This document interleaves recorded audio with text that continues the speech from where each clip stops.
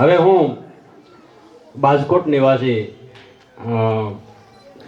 પંડિત દેવાય થઈ ગયા, જેની પંડિતાઈનો કોઈ પાર નહીં. 750 વર્ષ પહેલાં સાહેબ, એક ચાલતું પાણી ક્યારેય રોકવું નહીં, એક સંતને ક્યારેય રોકવો નહીં. ત્રીજું શું છે બાપુ?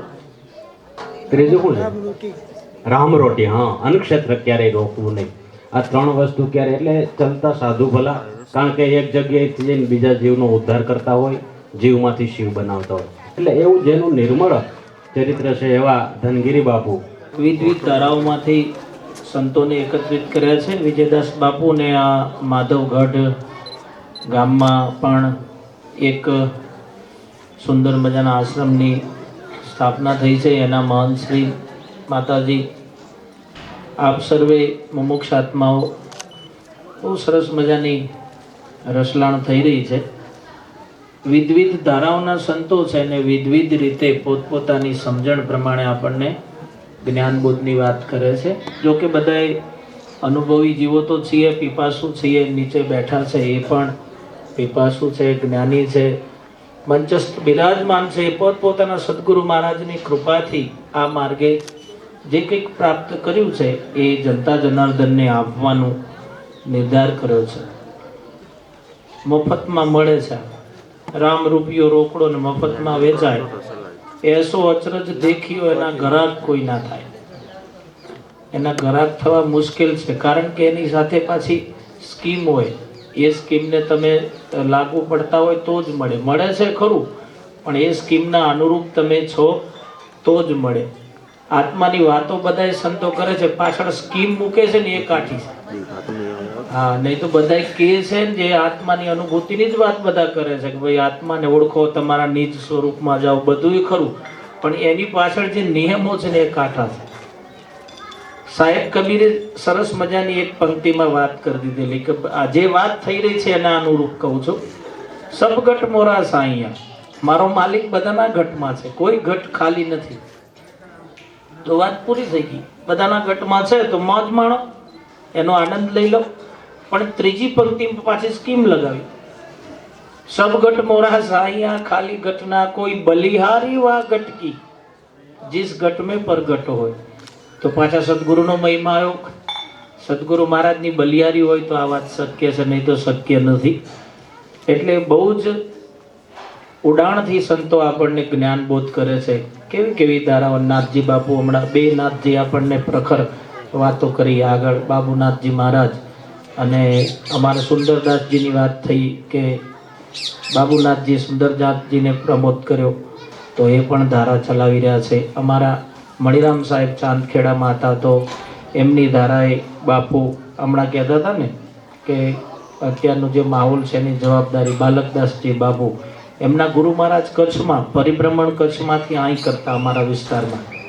અને સદગુરુ મહારાજનો જે બોધ હતો એ ભજન રૂપે એમને જ્ઞાન રૂપે પાછો જનતા જનાર્દનને આપવા માટે એમને એક પુસ્તકની પણ રચના કરી. સાહેબ સચરાચરા, સાહેબ પદે જ છે. પણ નક્કી કરવો હોય તો એ સમર્થ સદગુરુને સાધવા તો જરૂરી છે ભાઈ. અને એવા સદગુરુ કે જે આ વાતના ભેદુ હોય. પાછા સદગુરુ તો પછી આપણે ક્યારેક અંધશ્રદ્ધામાં એવું જતું રહ્યું હોય ને કે 60 વર્ષ એમને એમ જતો રહે, ગુરુ કર્યા છે. અમુક કીધું કોણ ફૂંક્યા છે. પણ અનુભવમાં આવવું જોઈએ. ગુરુ છે પ્રીત. ગુરુથી થાકી જો. એક ભાઈ ને એવું થયું ને, ગુરુ ને કાયમ આવતા હતા ઘેર. 2 દાડે 4 દાડે આવું ત્યાં કંટાળ્યો કે આ તો બાવજી તમે તો લપ મૂકતા નહીં.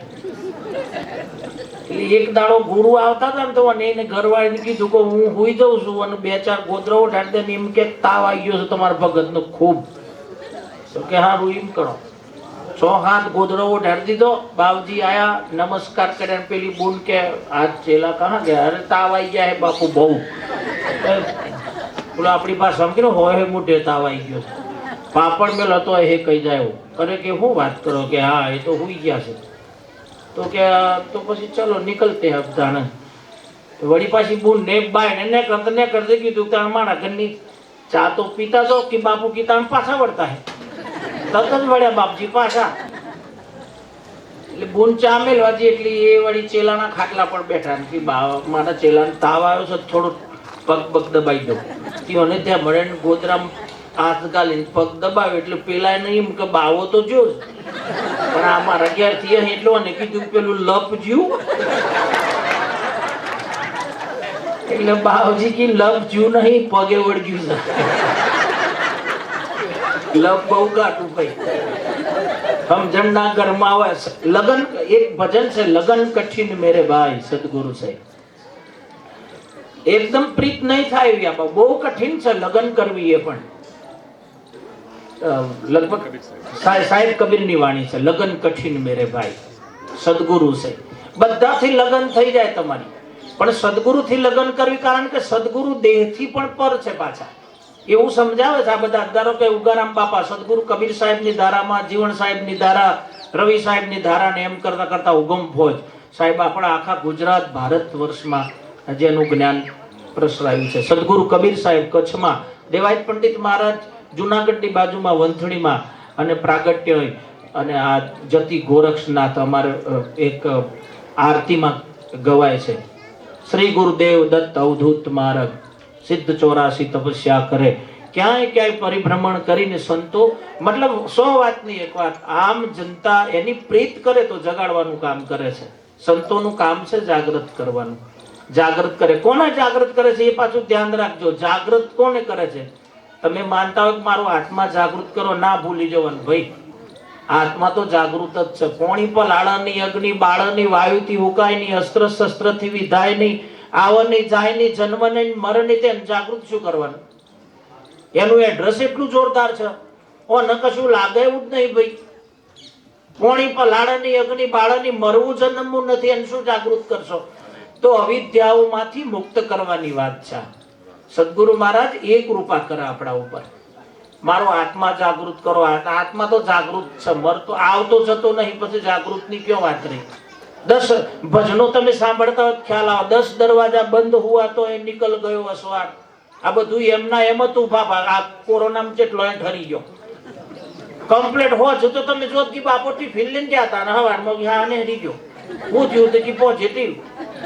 બધું એમને એમ હતું, કોણ નાક હાથ પગ બધું જેસે થે. તો એ તો થયું શું? ચેતના છે ને એની વાત બહુ સરસ હમણાં આગળ થઈ. પેલા જે ચેતન તત્વ છે ને એ તો રમણ કરી રહ્યું છે, એના વગર કોઈ ખાલી જગ્યા નથી. સ્થાવર જંગમ જલ સ્તર ભર્યો, ઘટમાં ચંદાને સૂર, રોમે રોમે રંગ લાગ્યો ને નક્ષિત ભર્યો ભરપૂર. એટલે એના અનુભવના ઘરમાં આવું અને સમરસ સદગુરુને સેવવા.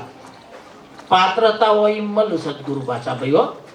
હો ધેલા મળે એવા નથી. મારી માનું એક ભજન મને યાદ આવે, મારી મા ગાતો, 84 ના ફેરા ફરતો ગુરુ મળ્યા ઘેર. આવો ધ્વા નીકળ્યા. કોઈ હાચા ગુરુ મળ્યા હોત તો મેળ પડત. કોઈ હાચા ગુરુ મળ્યું તો મારા જ્ઞાન લેવું છે. પછી કન્ફ્યુ બદલવામાંથી ઊંચા નહીં આવતા. 2 વર્ષ સુધી કબીર મળ્યા, પાછું મન ના ઠર્યું કે કબીરમાં જમાવટ ના થઈ. એક મારા કનાયો મને કે મારા ગુરુ કરવા છે. મેં કીધું આ મારું કોમ છે એ લાઈન નું, તો મેં કીધું કરીએ વ્યવસ્થા. તો હું હેતરમાં હતો તો હેતરમાં આવ્યો બાપુ. પછી મેં પૂછ્યું પહેલા, ભાઈ તું જો ગુરુ ઉપદેશ કે જ્ઞાન બોધ મોહ હમાયેલો ખરો? તાકી હતા ગુરુ મરી ગયા. મેં કહ્યું મારે નહીં મરવું, આગળ બેઠા. અધૂરિયાથી ના હોય. હા, એટલે કહેવાનો અર્થ શું છે? પાત્ર મળી જાય ત્યારે પછી પ્રીત બંધાય. અને પ્રીત બંધાય એટલા જગતની પ્રીત નહીં ભાઈ. હો પછી રાધા તન ચમ કરીને ભૂલાય, એ પ્રીતની વાત નહીં. આ તો બેડા ફાટી જાય વગર કોમ. આ કઈક બીજી પ્રીતની વાત છે. પ્રીતના એ પ્રકાર છે પેલા. એટલે સદગુરુ સંતોના સમર્પિત થઈ અને પાત્ર બનાવી અને પછી જુક્તિ મુક્તિ કરી લેવી. બીજું, ઉતાવળ કેમ છે તમને કહી દઉં લાસ્ટમાં. આ બધી વાતની ઉતાવળ એટલા માટે છે કે પછી પાછો ચાન્સ નથી. મગણ હા હોય અહીં કઈ બહુ હોય અહીં. એક જ વખત રોલ આવ્યો તો મારો બહુ નો ફરી ના મેળ પડા. આ ભજવી લેવાનો હવે. હવે પછી મનખા જેઠીરામ નું પદ છે, મનખા જેવું ટાણું વાલા તન ફરી ફરી નહીં મળે. આ દેહમાં આ સ્વરૂપમાં જલ્દી મેળ પડે એવો છે. આપણે બીજાનો દાવો નહીં કરતા, બીજામાં નહીં પડે, પણ આમાં જલ્દી મેળ પડી જાય એવો છે. અને સમર્થ સદગુરુ મહાપુરુષે કીધું છે કે બહુ મોંઘામાં મોંઘી યોની એ મનુષ્ય અવતાર છે. પૂર્ણ રીતે સમજી લેવું. હું બોલું હમણાં આગળ પાછી વાત થઈ છે કે બધું બોલેલું તમને સમજાઈ જાય એવું નથી. એટલે હું બોલું તમને સમજાય એવું નથી. જેનાથી પ્રીત કરો ને એ તમને આ દાવો કરી શકે. તમે હું જનરલ તમને વાત કરું મને ધનગીરીથી મોહ લાગ્યો કે બાલકદાસજીથી લાગ્યો એમ નહીં. તમે જે સદગુરુને સેવો, જે સદગુરુને સમર્પિત થાઓ એ જ તમને આ લાયસન્સ આપો.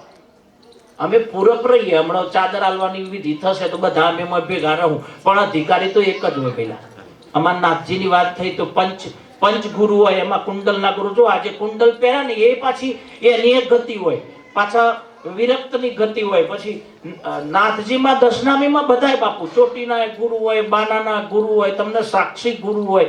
કાન ફટા એમને એમ ના થવાય, પાછી એની ગતિ આવે એટલે પછી વળી કુંડલની ગતિ આવે. એમાં એ પાછા કોઈ નટેશ્વરી હોય, કોઈ વળી પાછા હાયપંથી હોય. જેની જેની ક્ષમતા વધે એમ એને એના સંસ્કારો થતા જાય. એમ યોગી પુરુષ થાય છે. અમારા શેરનાથ બાપુ પીર પદવી છે એમની, હે ને. એટલે આ જેમ જેમ પરંપરાઓ એમાં આપણી એક ક્ષતિ, જેમ જેમ આપણી વિવેક થતો જાય એમ આપણો પ્રકાર બદલાતો જાય. એટલે આપણે ચોસીએ પૂંછવાડીને જોવું આપણે તો જેટલા આવી રહ્યા હજુ હે ડેસિક નહીં. છેલ્લી વાત બાપુ કરી દો, મને તો ઉપડ્યા પછી બે હતું નહીં, પણ ટાઈમ થઈ જાય.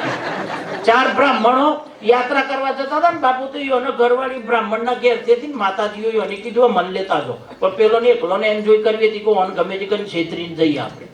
એટલે મહારાજોના ઘેરથી હુઈ ગયો અને બ્રાહ્મણો બેહી ગયા નાવડા